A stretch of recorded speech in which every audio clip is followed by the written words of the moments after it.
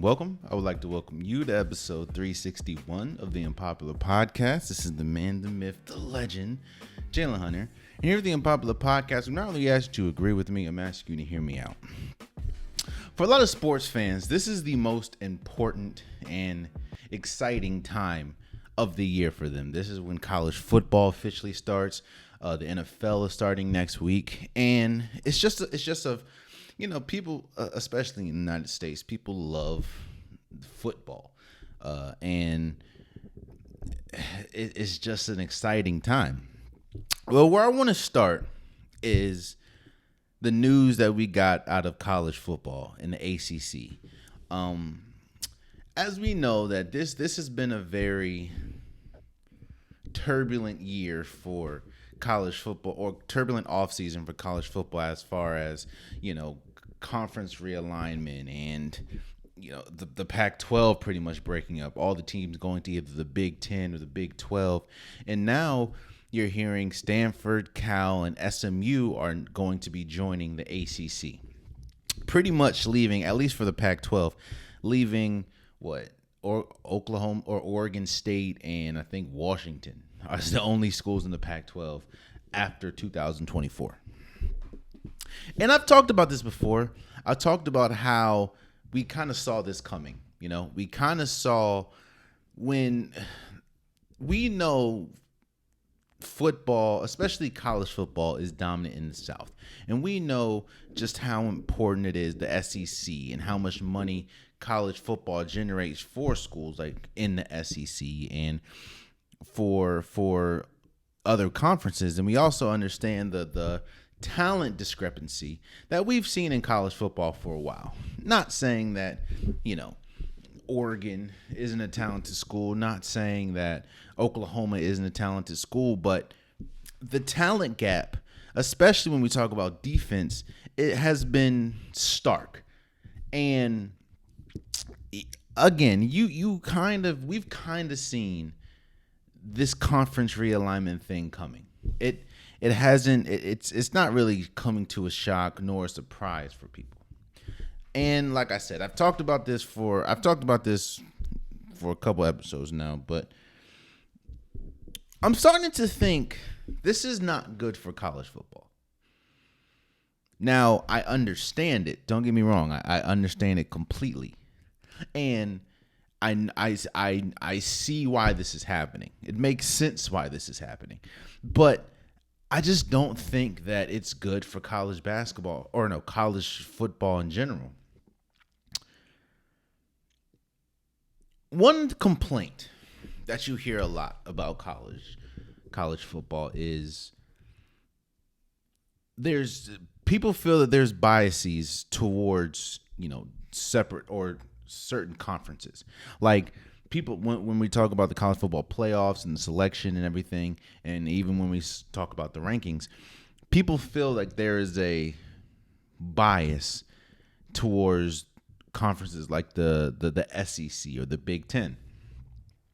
And I'm not gonna lie, I do think that a lot that goes on, viewership is important and popularity is important. You want the best product you want to display the best product that you have. So I understand that, maybe a team like Washington may deserve or may have the resume to go to the conference football or college football playoffs, yet they might have the same record as let's say Alabama. And of course you're going to put Alabama. People want to see Alabama over Washington. So in certain instances like that, I get it. But we are starting to form these super conferences. And again, while I understand it, and it is a bit exciting, I do understand the argument that it is a bad thing for college football. The thing about conferences that are beautiful, and the thing that what you're kind of doing is you're taking away the rivalries, you're taking away the conference rivalries, you're taking that away when now you're having all the schools form super conferences. Texas going to the SEC. What Oklahoma going to the SEC. You have Oregon going to the Big Ten. Like now, you're not going to get the Civil War rivalry, which is of course Oregon versus Oregon State.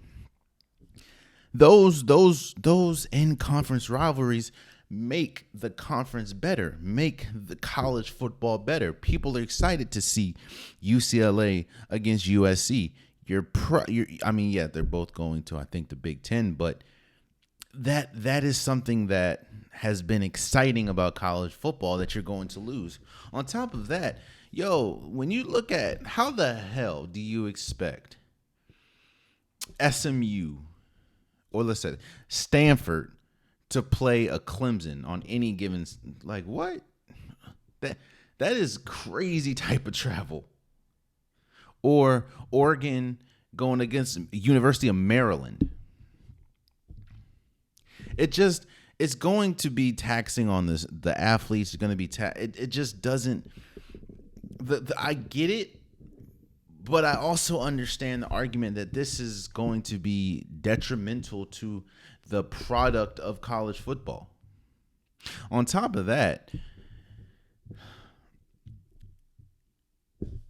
when you get super conferences, you're going to start to see a lot of the smaller conferences, which you've seen already, but a lot of the smaller conferences absolutely not have a shot to do anything. And the thing that makes college sports great is the illusion of parity and the illusion that you can beat anyone on any given Sunday or any given Saturday or any given day. That's one reason why people love March Madness in college basketball, because you have teams like Florida Gulf Coast. You have teams like Ryder that can go and upset a Kentucky or North Carolina or Duke. People love to see that.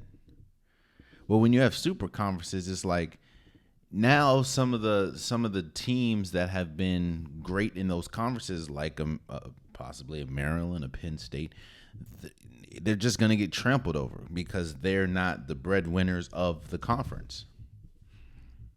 It's just, to me, this is again, I understand it, but I just think that it's not good for college sports. I think that the product is gonna, because again, this is tough. Some of the travel is tough. Oregon playing Penn State, or traveling to Penn State, or Oregon or Maryland traveling to Eugene, or Stanford traveling to play Clemson. That is crazy. And I will say this. I do think that it's exciting for the conferences that are getting new teams. And it's kind of like a used sports car, you know. It's exciting, and when you go to a car lot, they're gonna make it look shiny. They're gonna make it look like it's the greatest car in the world. But when you start looking on the hood and you start pulling up the Carfax and realizing logistically this is kind of crazy, because it's like how are super conferences? And honestly, right now we only have 3 of them: the Big Ten, the SEC, and the ACC. And honestly, the only reason why the ACC you can kind of consider them as super conferences because they have Clemson and Florida State. That's about it. So I guess congratulations to Stanford, Cal, and SMU for joining the ACC, but I just think overall the product is going to suffer. Have you ever traveled and my East Coast people, have you ever traveled to like California? That is a long flight. I think it's like 6 hours or something.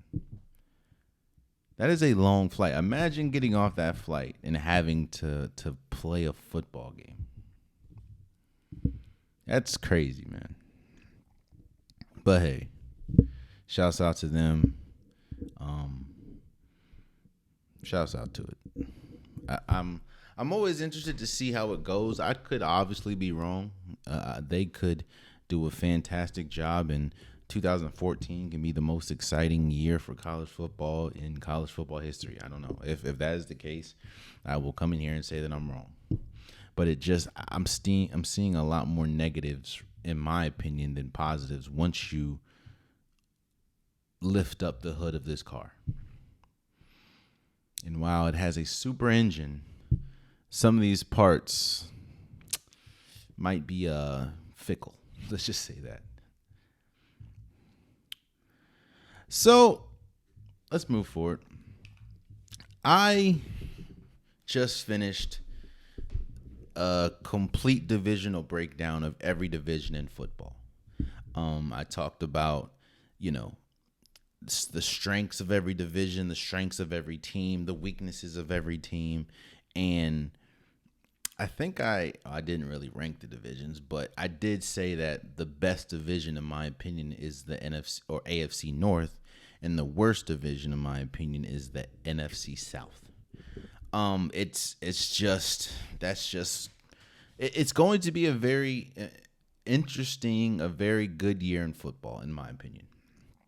And what I wanted to do this episode is I wanted to rank the top 10 players in football right now. Next episode, I'm probably going to top 10 teams. I'm going to predict week 1 of the NFL season. I'm probably going to give my superlatives and who I think is going to win, like the MVP, Rookie of the Year, or Offensive Rookie of the Year, all that stuff. I'm going to save that for next episode, because next episode is the day before the season starting. But this episode, I want to give my top 10 players that I believe. Let me preface this. Obviously, this is my podcast. This is my opinion. I see a lot of people in the comments that don't agree with what I say, especially the Derek Carr video. Hey, that's okay. I'm not upset with you guys. I'm not saying that you guys' opinion are wrong, but what I'm saying is this is my opinion. These are my top 10 players that's in the league this year that I think will be top 10 this year. Let me just say that. Of course, there are some great NFL players. I mean, people that didn't make the list. Jamar Chase. Jamar Chase, to me, is one of the best wide receivers in football, especially when you pair him alongside Joe Burrow. I think that is just one of the deadliest combinations in football. Tyreek Hill didn't make the list. I think this is going to be a big year for the Dolphins. I talked about that in the divisional breakdown. I think that the Dolphins have a really good shot. It really depends on the health of Tua, but the Dolphins have a really good shot to make some noise in the playoffs and honestly have one of the best rosters in the AFC. Again, it's really about Tua and about the connection that he has with Tyreek Hill. But Tyreek Hill didn't make the list. Dak Prescott, people's savior in football, didn't make the list. I just think a lot of those interceptions, even though, spoiler alert, Josh Allen is on the list, I think that the interceptions really hold. I would say this. I think the interceptions really hold back Dak Prescott more than it holds back Josh Allen. I'll talk about it, but yeah, this is going to be a big year in football, and this I talk about it all the time, man. This is the golden age of football, basketball, the golden age of sports. We have talent sprinkled throughout the entire sports realm, and there are players in every single sport that you can argue can be placed in greatest of all time conversations. So yes, I understand that there are people that you think deserve to be on my list, and Definitely leave it in the comments. We'll talk about it. But this is my list starting from number 10 of the best play or the players that I think will be the best players this year. Number 10, I have Aaron Donald. Last year, and Aaron Donald has been the best defensive player in football for a while. Aaron Donald has been widely considered one of, if not the greatest defensive player of all time. Last year, he dealt with injuries. In fact, the whole Rams team dealt with injuries, but Aaron Donald dealt with injuries towards the end of the year, didn't finish the season. And even with that, and even last year when he was playing, while no, it didn't result in much wins, Aaron Donald was not his dominant self, but he was still a dominant player. You're hearing reports that, and he even said that he feels like he's in the best shape of his life and that he has something to prove. I'm not saying that Aaron Donald is going to lead the Rams to new heights or back to the Super Bowl. I'm not saying that. I mean, there was several years where Aaron Donald was the best team and the Rams just weren't that good. I think, with the setback of Cooper Kupp, and just how this roster is constructed, I don't think the Rams are going to be that good. But I do think that Aaron Donald is going to be back to his dominant ways. Now, the reason why I have him 10 and I have a couple of defensive players above him is because age does start to creep in. And you can only be dominant for so long. Don't get me wrong. And I'm not saying that Aaron Donald's going to fall off a cliff, but age does start to creep in.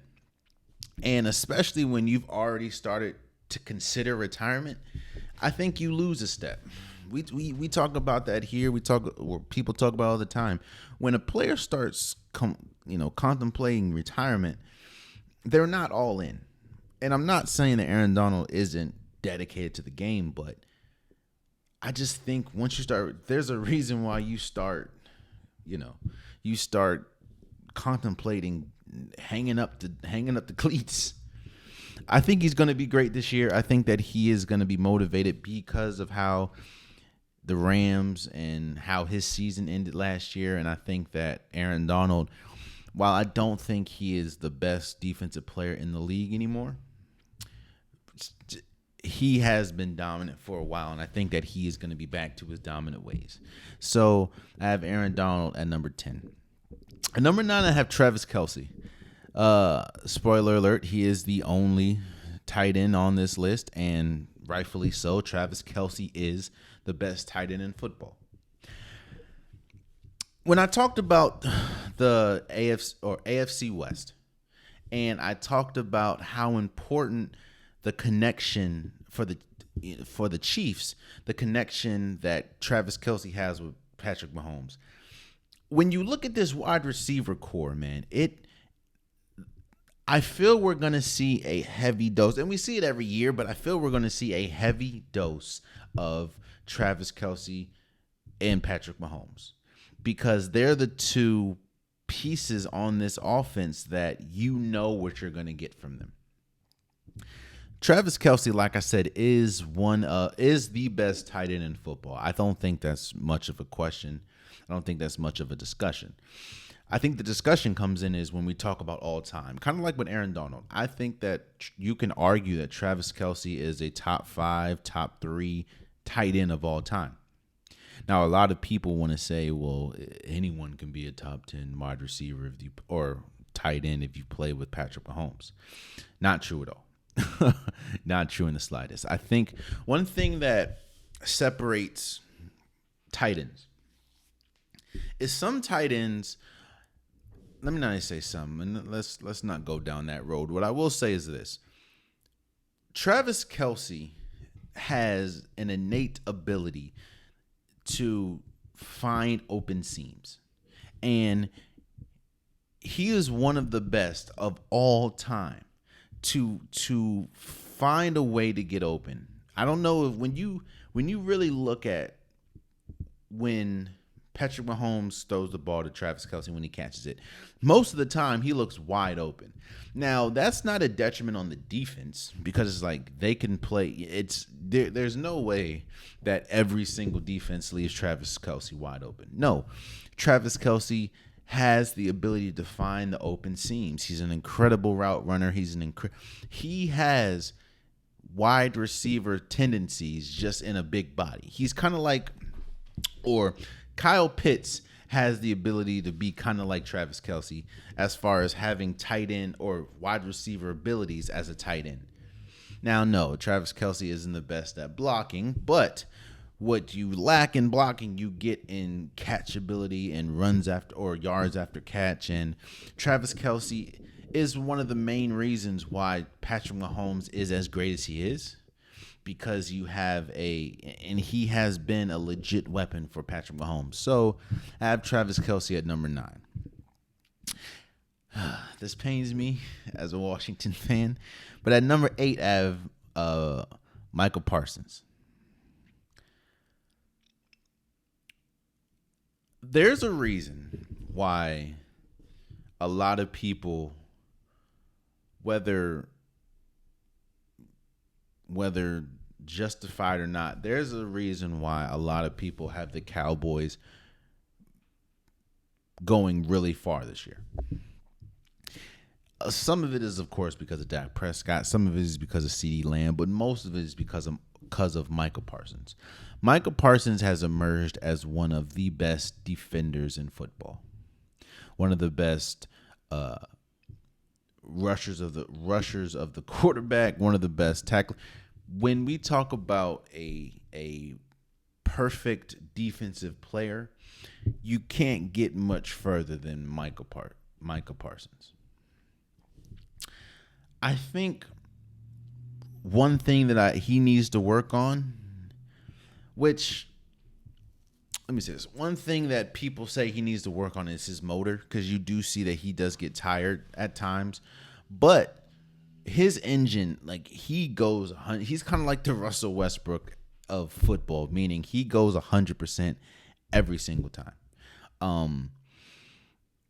And yeah, I think that you can have an argument that he is the best defensive player in football. I don't think he is the best defensive player in football, which is why I have him number 8. And the player that I do think is the best defensive player in football, I have a little higher, but I digress. While, yes, it is a quote-unquote quarterback league, and the Cowboys are only going to go as far as Dak Prescott takes them. But when you have a player like Michael Parsons on the defensive side of the ball, your team always has a shot. And your defense should be considered one of the top defenses with a player like that, no matter who else is around him. Even though you do have you do have Lawrence, you do have Diggs. Micah Parsons is one of the best defensive players in football, and that's one thing that cannot be denied. I don't believe so. So I have him at number 8. Number 7, I have Jalen Hurts. Now, I know that's crazy and that sounds blasphemous to people. Like, how is Jalen Hurts, who finished second in MVP last year, who finished or came runner-up in the Super Bowl, how is he number 7? Well, I think that there's 6 players better than him. One. And honestly, I'm interested to see how he looks this year. I don't think he has much to prove, but I'm interested to see, because he did have the easiest schedule in football last year. And while, yes, he was incredible, and I'm not taking anything away from him, I have said on numerous occasions how I was wrong about Jalen Hurts, and he has completely changed how I see him and how I feel about him. He goes from the hardest or the easiest schedule to one of the hardest, if not the hardest schedule. And I'm interested to see what he and this Eagles team look like. I think that some of the problems that you're able to mask when you're playing a lower tier team and a lower team defense, you're not going to be able to do anymore, because I still think that there are still question marks about his accuracy and, his deep ball. Now, yes, you do have A.J. Brown and you do have Devontae Smith and Dallas Goedert. Those are always incredible pieces to have. But I want to see what he looks like against, tougher teams, because as we saw, the two teams that he played that were probably the toughest teams, he didn't look that good. He didn't look that good against the 49ers, which he does have to play this year. And I'm not saying that they would have lost, but I am interested to see. I'm interested. That's always a big what if. What if Brock Purdy finished the game? Because Jalen Hurts, whether you can blame on injury or not, I don't know. He didn't look good at all. And while, yes, he was the best player, arguably, in the Super Bowl, ultimately he came up short. So I know it sounds crazy. I'm not crapping on Jalen Hurts. Jalen Hurts is great. He's one of the best dual threat quarterbacks in football. And I do think that obviously I have him number 7 out of all players in football. So I think Jalen Hurts is going to be great. I'm just very interested to see what he looks like now, having one of, if not the toughest schedule in football. So I have him at number 7. Number 6, I have Josh Allen. Josh Allen is an incredible quarterback. Let's just be real with it. I do think that the biggest hindrance him, obviously, is his decision making. The first year without Brian Daboll, which last year, he led the league in interceptions. Maybe that could be a fluke year, I don't know, but he did look more like the Josh Allen of, year 1 and 2, I believe. But let's not get it twisted. Josh Allen, with his passing ability, with his running ability, he is one of the best dual threat quarterbacks. To me, he's not the same type of runner as Jalen Hurts. I think Jalen Hurts is a far better runner of the football at the quarterback position. However, I think Josh Allen is a much better thrower of the football than Jalen Hurts. And I think that it does help that the Bills' defense is predicated and honestly goes through Josh Allen with everything it does, even though I do think that it comes back to hurt them at times, especially talking about the running game. I've talked about that ad nauseum and how this team does not focus on the run at all. But Josh Allen is great, and he has been great since being paired with Stephon Diggs. I'm not saying that he's the only reason why he's good is because Stephon Diggs, but what I am saying is it is a cheat code to have a number 1 wide receiver, like a pure number 1. Again, the reason why I can't put him higher is because of the interceptions. And there are times when he puts the Bills in situations that they can't come, mostly with his interceptions.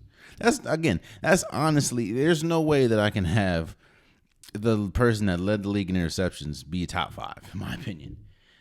Even though the talent wise, he's a top 5, obviously, player, but those interceptions are costly. And again, I talked about this when I talked about the divisional breakdown. I don't know how many times there can be high expectations for the Buffalo Bills with Josh Allen as their quarterback, and every year those expectations are not met or not even really close to being met. Again, Josh Allen, as crazy as how many times that we've said that the Bills are Super Bowl contenders, Josh Allen has not played in a conference championship. The greatest game that we saw him and Patrick Mahomes, and the greatest ending to a football game we've ever seen, that was not in the college championship. I mean, that was not in the conference championship. That was in the round 2. So, again, I think that Josh Allen has the capabilities and has the tools to be a top-tier quarterback, and I think he is a top-tier quarterback. But those interceptions, to me, hold him back from being a much better quarterback than, or yeah, those interceptions hold him back a lot as far as my rankings. So I have him at number 6. I guess this can be one of controversial to some people, but I have Lamar Jackson number 5. Yo, when Lamar Jackson plays, I know that there's people that are still to this day saying that Lamar Jackson is not good at throwing the football. There's people to this day that says that Lamar Jackson is only good at running the football. There's people to this day that says that Lamar Jackson is not a winner only because he hasn't won a Super Bowl. Now I think about it. There's only 2 people on this list that have won a Super Bowl. There's only 1, 2, 3, 4, 5, 6, 7, no, 3 people on this list. I don't think you understand how tough it is to win a Super Bowl, especially in today's game. Mind you, spoiler, Justin Herbert is not on this list. And he is widely considered one of the best talents at the quarterback position. I don't even think he's won a playoff game. So it's tough. But Lamar Jackson is actually statistically one of the best throwers of the football in the National Football League. He's also one of I think he wins 70% of the games he starts. Now, the thing that's holding him back, obviously, is his inability to finish seasons. The last 2 seasons, he missed the last 6 games due to injury. I think that when Lamar Jackson is healthy, the Ravens are one of the best teams in football. And the Ravens, actually, I think were number 1 in the AFC when Lamar Jackson was playing. And this is honest. This is also, I think the year, was it 2 years ago or last year, the Ravens, every single player on their team got hurt. I know you remember that, when it was just like every single week. I think all their running backs got hurt before in training camp. J.K. Dobbins, Gus Edwards, they all got hurt. And then you start, wide receiver after defensive player, like every single person got hurt. So, and even with that, when Lamar Jackson was healthy, he led this team to the number one spot in the AFC. I think that there's a reason why I think that this is a big year for the AFC North. This is a big year for the Ravens. This is the first year where Lamar Jackson has a wide receiver core. I see a lot of people that were talking to me in my comments talking about Hollywood Brown. And somebody had the nerve to tell me, and don't get me wrong, bro, like, shouts out to Deshaun Jackson. Deshaun Jackson was incredible when he was playing for the Eagles, and he also played for Washington for a year. But people were saying he had Deshaun Jackson last year. What? Come on, bro. Come on, bro. But this is the first year, and I think in his tenure in the Lamar Jackson era of the Ravens, that they have a competent wide receiver core with Odell Beckham Jr. Hopefully he's able to stay healthy. Zay Flowers, Rashad Bateman, hopefully he can stay healthy. And of course, we know the connection that Lamar Jackson has with Mark Andrews. I kind of hearken that to Patrick Mahomes and Travis Kelce. So I think that a lot of people want to crap on Lamar Jackson because, again, the lack of playoff success. He only has 1 playoff win. But, again, let's look at the entire body of work. In the entire body of work, Lamar Jackson is one of the best quarterbacks in football, and I think that he is going to prove that to people yet again this year. So I have it number 5. At number 4, and to me, this is the best defensive player in football, is Nick Bosa. Well, no, a lot of people may not agree with his off-the-field stances. I'm just talking about what he does on the field. And on the field, one of the biggest, he is the head of the spear for the 49ers. And a 49ers team that not only is one of the most loaded teams, but defensively one of the best defenses in football, mainly because of Nick Bosa. With the speed, with the talent, with the physical brute force that he's able to unleash on an offense, it's hard for me to put anybody above him as far as defensive players in general. And how to me, the way that you can tell if he's the best defensive player, right, is look at his team. And he plays alongside Fred Warner. In any given era, Fred Warner would be a top tier defensive player in football, and honestly would be considered one of the best defensive players of that era, of that generation. And while yes, Fred Warner is great and Fred Warner is one of the best defensive players in football, his accomplishments, his greatness kind of gets overshadowed and trumped by Nick Bosa. Nick Bosa did just win Defensive Player of the Year last year. He is incredible.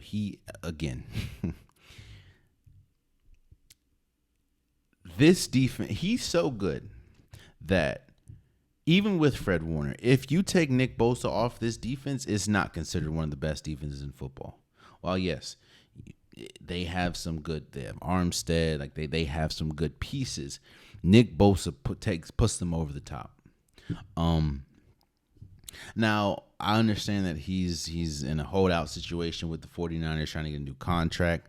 I am interested to see how that ends or comes to or how that plays itself out, because trust me, this team needs Nick Bosa. Like let's just be real here. So yeah, I have Nick Bosa as number 4. He is the best player or best defensive player in football to me.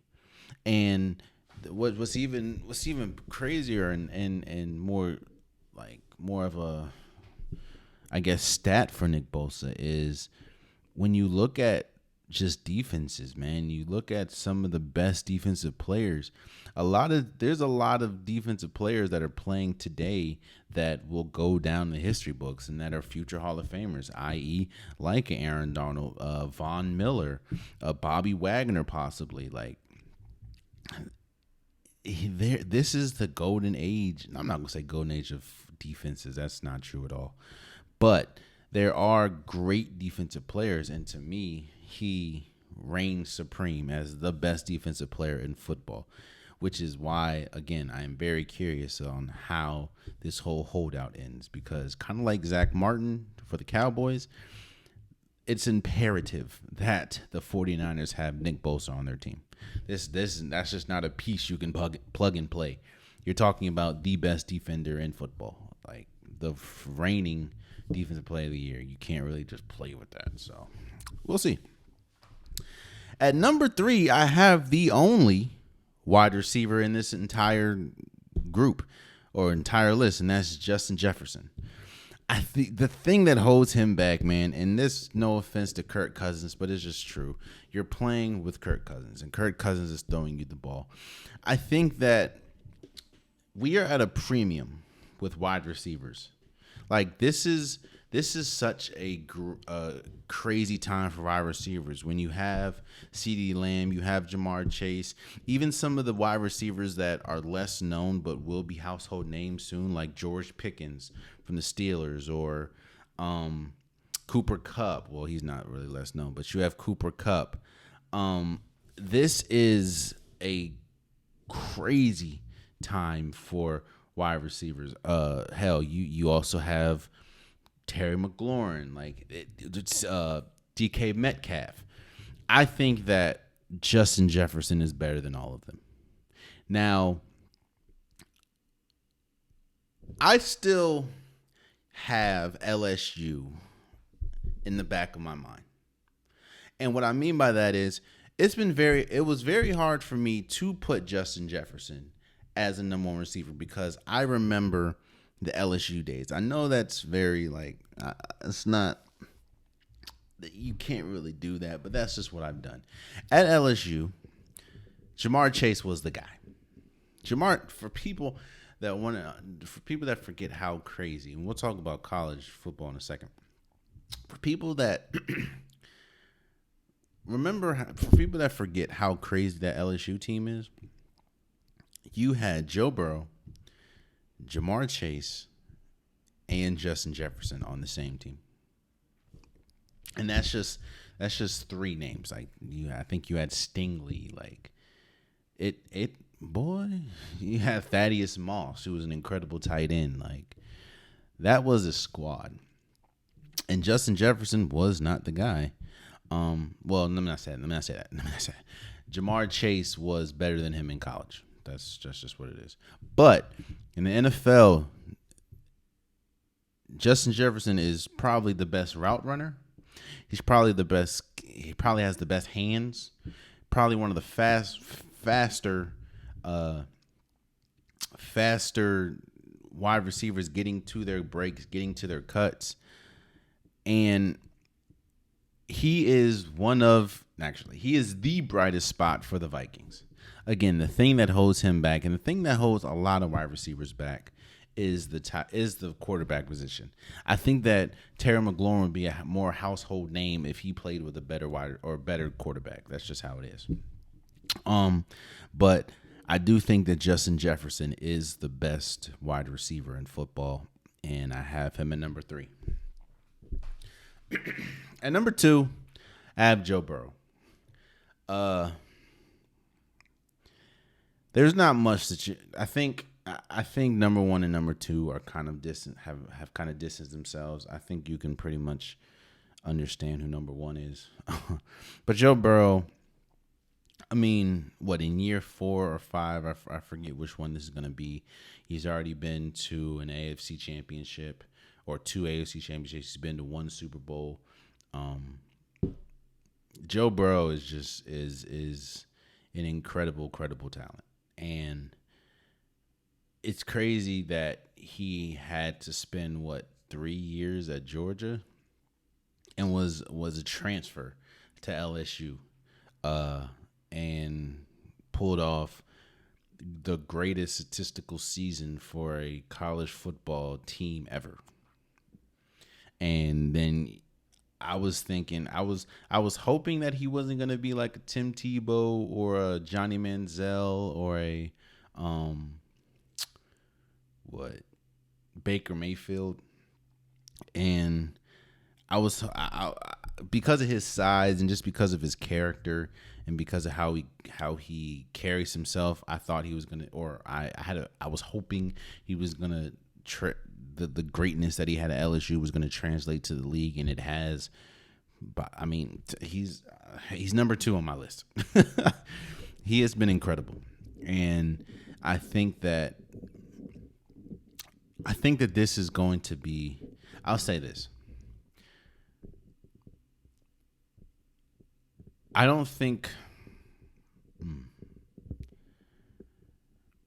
I think that the Super Bowl will be going through the AFC North.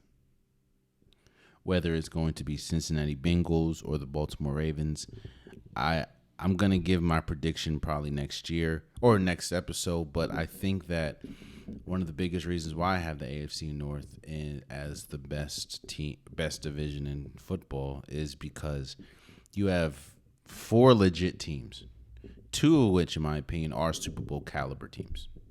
And Joe Burrow is the best quarterback in that division. And people know how much of a fan I am of Lamar Jackson, but Joe Burrow is Joe Burrow.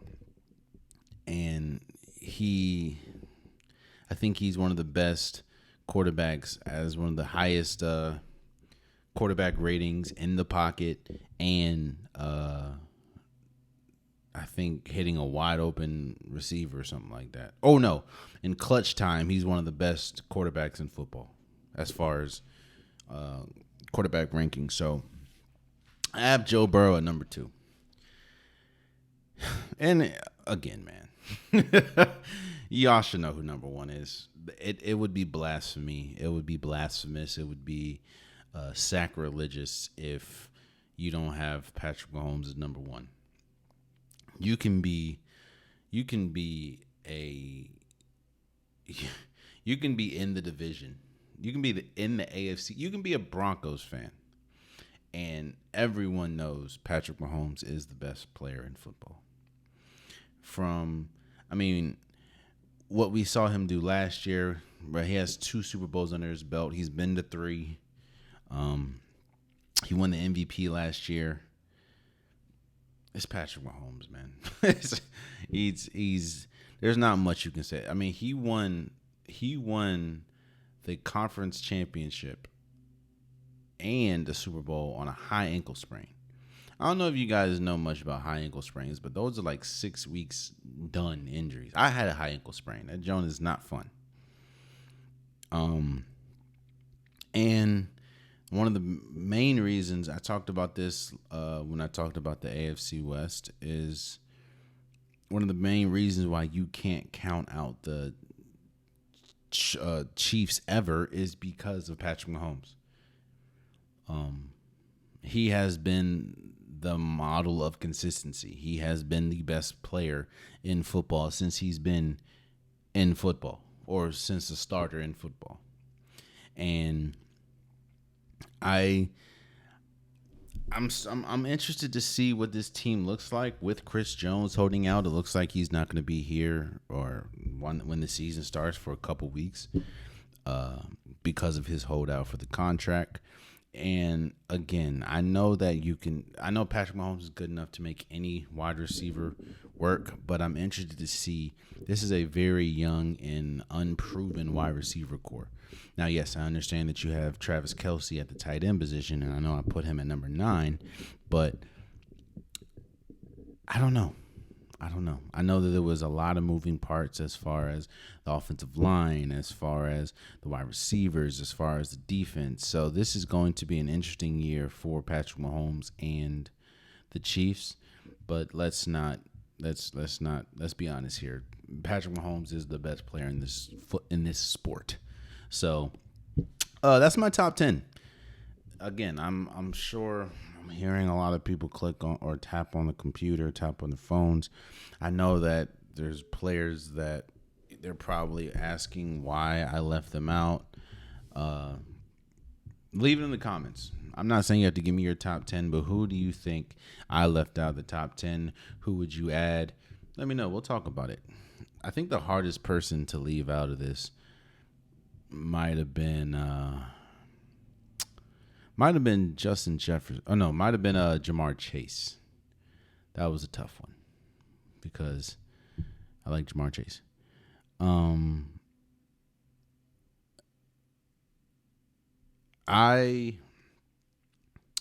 know if you guys have watched, but there are 2 incredible documentaries out that talk about football and college football and just football in general. And that is The Untold Story, the Swamp Tales, about the dominance of college football, or dominance that the Florida Gators had. Even though that I feel like it did leave a lot out, I do think it was an incredible look at just how good that Florida team was. And this is also coming off of, college football is here. College football has started. I know Florida just got just got pretty much embarrassed against Utah the other night. And the other documentary is BS High. Now, I know it's a high school, but, if you have not seen BS High, I think that you have to stop what you're doing and watch that documentary. It is one of the craziest stories I've ever seen. But with football at an all-time high right now, again, college football is here. The swamp stories or swamp tales, whatever it's called, but that's the Florida documentary. BS High, that documentary, and NFL starting. I wanted to give my best college players of all time, my best college players of all time in certain positions. We have seen the craziest and the the beauty about college football is you can be incredible in college football. You can be a Hall of Famer in college football and not really do much in the NFL. That really shows the talent in the NFL. I'm not saying college football is trash, but people leave legacies in college football that can never be replaced and it can never be changed. In your NFL career doesn't impact your college football career unless you do something like egregious. But I want to talk about some of my favorite and probably I'm not going to do like linemen or whatever, or like offensive linemen and stuff like that. But I'm creating the greatest college football teams by, some positions. And I'm interested to see, I want you guys to combat my team. I want you guys to go in the comments and you give me your team, your best college football team. As far as we'll talk about what I'm talking about. I want you to create the best college football team, and let me know where I was wrong at, where I was right at. We'll talk about it. Let's start at the quarterback position. To me, this was the hardest decision of all of them. Because you have to understand, man, there have been some incredible college football quarterbacks. I mean, we remember how great Peyton Manning was at Tennessee. We remember, and one of my favorite, probably my favorite that I've ever watched, is Cam Newton at Alabama, Marcus Mariota at Oregon, Michael Vick at Virginia Tech, Vince Young at Texas. But there have been some incredible. Another documentary that's out right now is Johnny Manziel, and how great he was at Texas A&M. There have been some, and you can also go back to Roger Staubach, Dan Marino, Doug Flutie. You know what I'm saying? Like, there have been some great college quarterbacks. Case Keenum, he holds like 9 records right now. But to me, my greatest college football quarterback of all time is Tim Tebow. Tim Tebow has 2 national championships, Heisman winner, 2-time SEC Player of the Year, Dave O'Brien winner, AP Player of the Year in 2007, and 3-time All-American. Again, maybe I'm not even in a prison at the moment. The numbers that he was putting up is something that we have never seen. Now, I do think that it was very beneficial that he was in Urban Meyer's offense and that he had someone like Percy Harvin on the team. But Tim Tebow, to me, is the greatest college football quarterback of all time. And this is coming from somebody that for the longest has stood on the table and said, no, Cam Newton's the greatest. It's Tim Tebow. I have Tim Tebow as my greatest college football quarterback of all time. Wide receiver was also very hard because to me it's between 2 players. It's between Calvin Johnson. Now, people that know me know that Calvin Johnson is my favorite football player of all time. I'm not gonna. Yes, he's my favorite college football player of all time.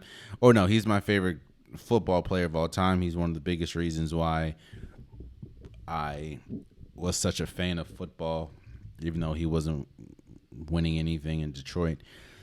But the numbers that he put up at Georgia Tech, the man, in 3 seasons, man, he had 178 receptions, 2,972 reception yards, 28 touchdowns. Like, he was a beast, man. And it was extremely hard for me to put anybody else above him, but I did. And to me, there's only one person that would be above Calvin Johnson as the greatest college football wide receiver of all time, and that is the only Randy Moss. Let me look. Let me first tell you, Randy Moss, right? He was not playing with anywhere close to NFL talent. He was not. He was not on a team that you would, in any stretch of the imagination, think that. In fact, I think he was the only player. I could be wrong, but I think he was the only player on that team that even got NFL consideration. He didn't have a good quarterback. Randy Moss was Marshall. Now, the reason why he went to Marshall was, of course, a lot of off the field issues, but he went to Marshall.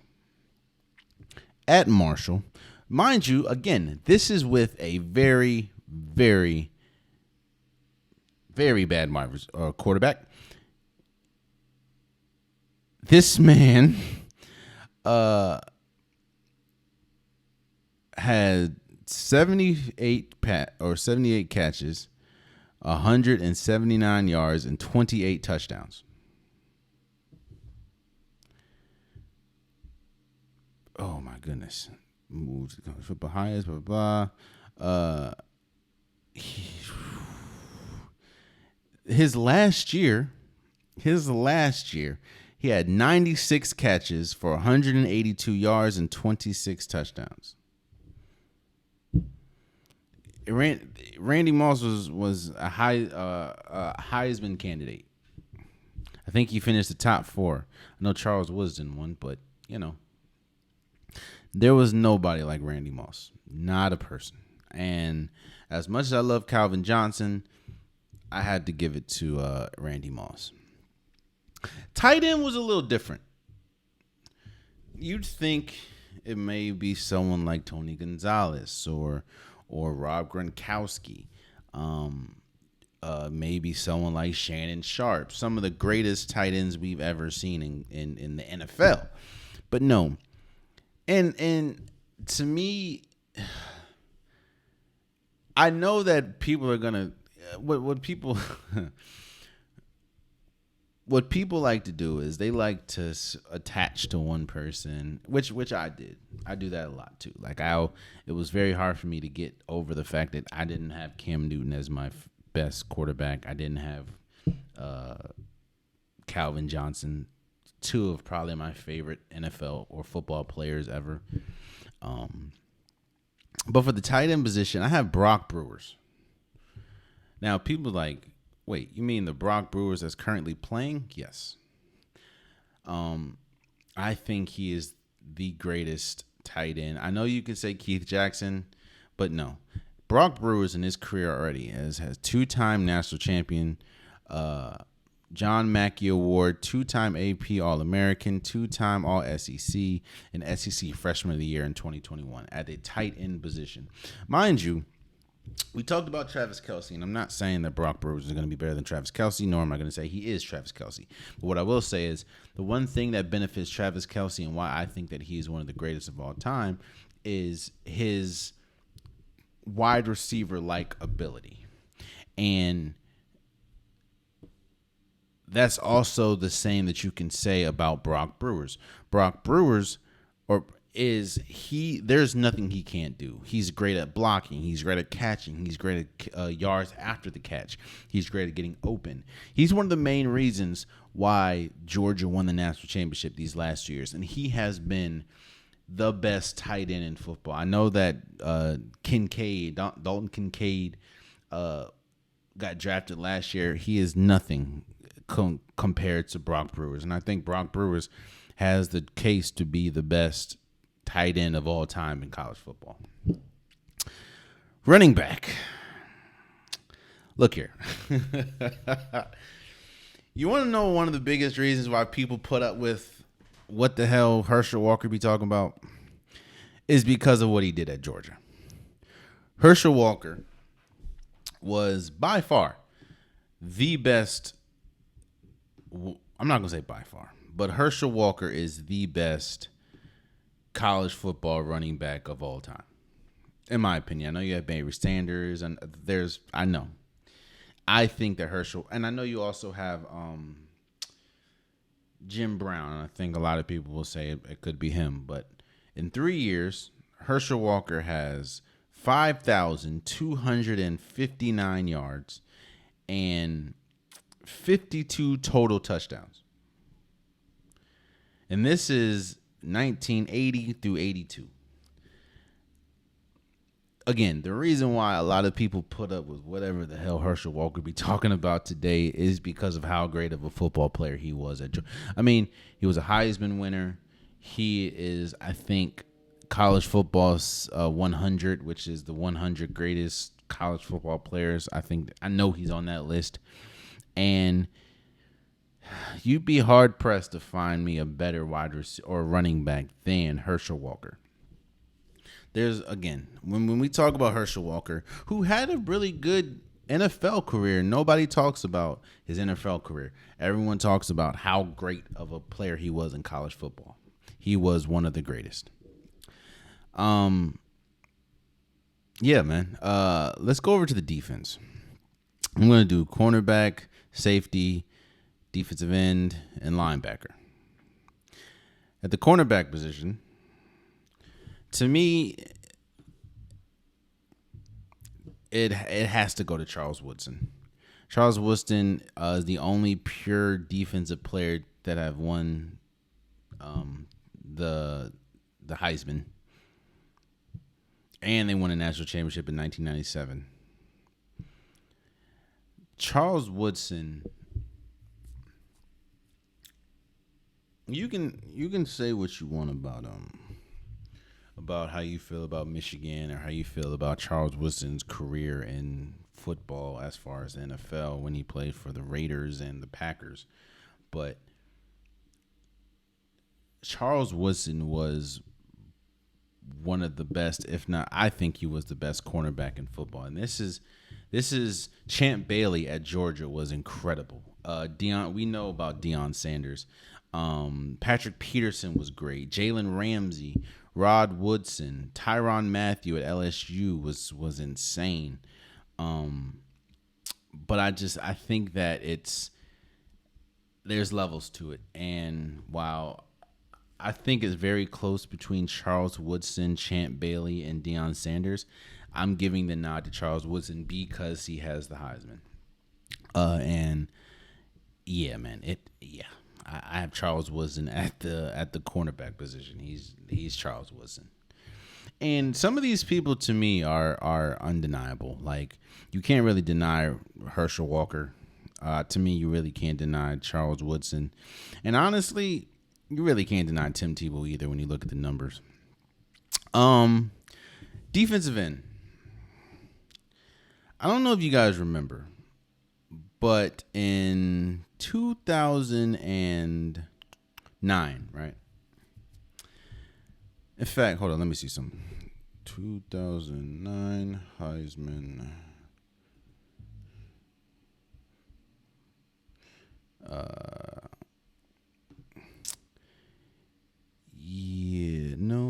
I think it was 2008.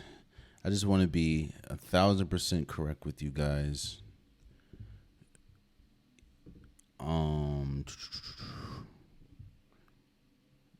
Okay, it was 2009. In 2009, Mark Ingram II won, obviously, the Heisman. And he was well deserving of the Heisman. Like, he deserved the Heisman. He was that great. Well, I'm not going to say that. What I will say is he was incredible for Alabama. The person that I believe deserved to win the Heisman, and I don't know why the hell they didn't give it to him, was Ndamukong Suh. You can look at the antics. You can look at whatever you want to look at. But there's no question that Ndamukong Suh at Nebraska was one of the most dominant players we have ever seen in college football. As a junior, Ndamukong Suh had 76 tackles, 19 tackles for loss. He had 7.5 sacks. And in 2000, was it? In 2019, give me a second. In 2019, he had 93 tackles, 24 tackles for loss, and 12 sacks. He was unanimous All-First Team All-American. He won the Lombardi Trophy, the Nagurski Trophy, the Ben-Arc Trophy, and he also was a Heisman finalist. Even though he was tied for fourth, I do believe Ndamukong Suh in 2009 should have won the Heisman. We have never seen, I'm not going to say never, but very few and far between have we seen a player dominate college football the same way and in the same ferocity that we've seen Ndamukong Suh at Nebraska. So Ndamukong Suh at the defensive end position for me.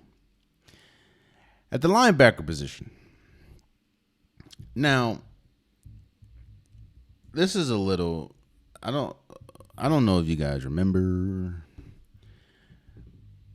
because when people think of LeVar Arrington, right, all people really, well, especially people from home, people think of as, oh, he played the dude that played for Washington. Yeah, yes, that's LeVar Arrington. But LeVar Arrington at Penn State was arguably the greatest linebacker we have ever seen in college football history. Penn State has always had a historic, I guess you can say, lineage of players, but we have never seen a linebacker more physically dominant, in my opinion, than LeVar Arrington was at Penn State. From 1997 to 1999, there was not a player like. Let me pull some stuff up for you. Give me a second. I accidentally closed out of it. At Penn State, man, LeVar. Hold up. I want to give you guys.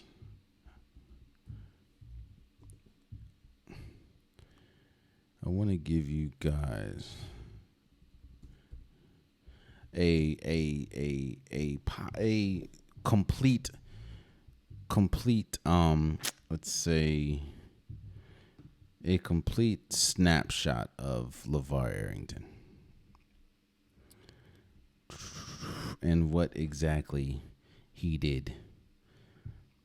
LeVar Arrington in college football. So, give me a second, guys. Boom. I was looking through my notes. Sorry.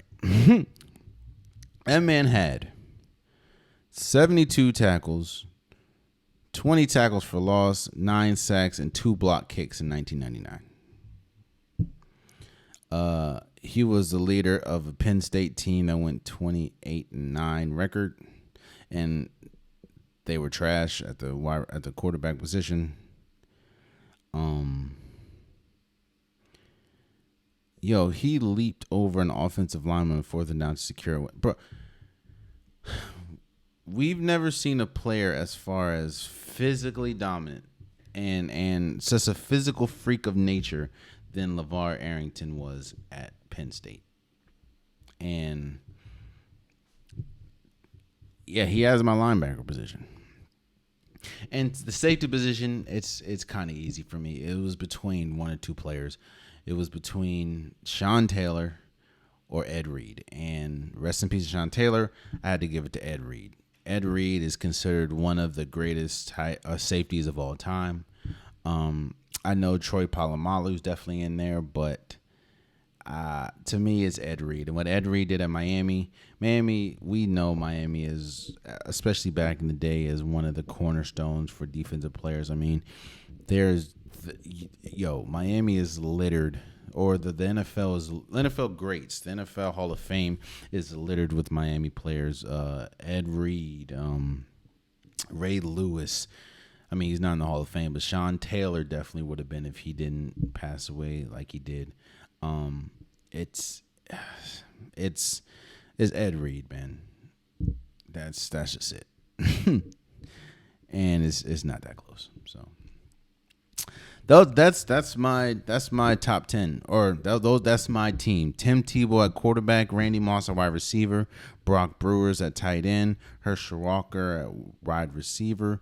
Running back. I'm sorry. Cornerback, you have Charles Woodson. Safety, you have Ed Reed. Defensive end, you have Ndamukong Suh. And linebacker, you have LeVar Arrington. Let me know you guys' list, man. Let me know who you think I left out. Who would you add? You make a team and let me know what greatest of all time team is beating that team in college football. And there you have it, man. That has been today's episode of the Unpopular Podcast. I truly, truly appreciate you guys. If you want an Unpopular Podcast shirt, hoodie, sweater, long sleeve, or joggers, link is in the description below. I have multiple different colors, multiple different designs. Get your Unpopular Podcast merch today. Also, please subscribe to the YouTube channel. I am so close. I think I'm 64 away from 1,000 subscribers.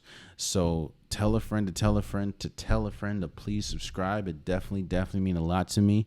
I post pretty much daily, new episodes every Wednesday and Saturday. You guys know that. And the visuals also, of course, on YouTube. So tell a friend to subscribe. Trying to get to 1,000 subscribers. It definitely mean a lot.